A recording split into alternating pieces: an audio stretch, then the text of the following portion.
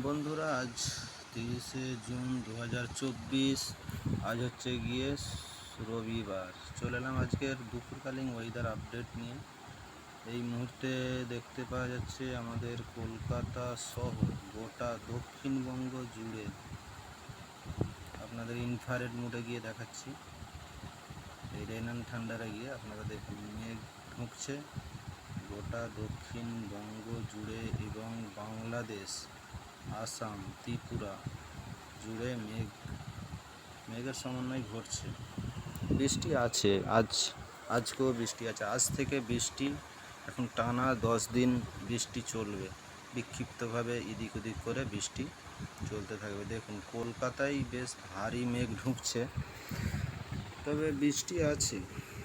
আজ কাল এখন রেগুলারই বৃষ্টি আছে। এই সময় দেখুন, হলদিয়া, কোলাঘাট, কলকাতা, এদিকে হলদিবাড়ি, সুন্দরবন, হলদিবাড়ি পড়ছে, এদিকে সব মেঘ আছে, বৃষ্টি চলছে বিক্ষিপ্তভাবে। তবে বিকালের দিক করে আমাদের গোটা দক্ষিণবঙ্গ জুড়ে বৃষ্টি চলবে।